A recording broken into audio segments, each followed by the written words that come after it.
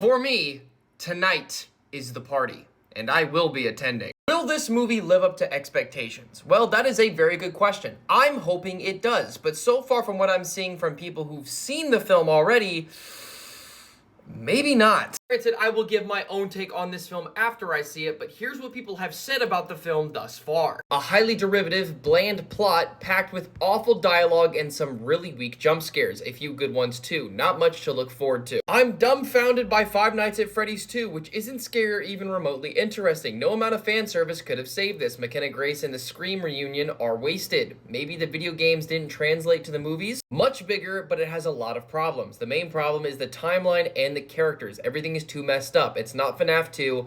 That Avengers ending is too absurd. Aside from that, as a fan, 8 out of 10. Only marginally better than the first one, but that amounts to little. The plot is incomprehensible. It treats the audience like they are dumb. It's not scary, and I'm not sure what fans would even get out of this. Solid sequel. It's a lot scarier, more intense, and slightly more violent than the first film. The story is still kind of basic and not very crazy, but I had a lot of fun. 8 out of 10.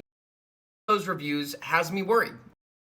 But at the end of the day, I may either agree with that or not agree with it at all. Now, if I remember correctly, they did say that this film was going to be better in damn near every category. Story, gore, animatronics, everything. But the running theme I'm seeing is the lore doesn't add up. And that's something I've been talking about for a very long time. The games, the books, and the movies are completely different when they shouldn't be at all. The lore itself is malleable, but only to an extent, and that is where the first film went wrong. Aside from the fact that it wasn't gory or wasn't rated R when it should have been, the same thing most likely would be applied to this film, at least from what people are saying. The story is all over the place because the lore doesn't follow. But maybe it might just be a different interpretation from these individuals who've already made reviews. They think they know related to the lore might be different from what's shown in the movie, and they may not fully understand it, which is why they gave it the rating that they did. Or, and this is probably the most obvious one, they understand it and they realize that the movie doesn't follow it at all. Which I'm hoping isn't the case. God, I'm hoping it's not. Because I thought they would have learned from the first film, but I don't know. After tonight, I will know for sure. But from what I'm seeing, it's pretty much 50-50. Some people like it, some people don't. And I shall find out for myself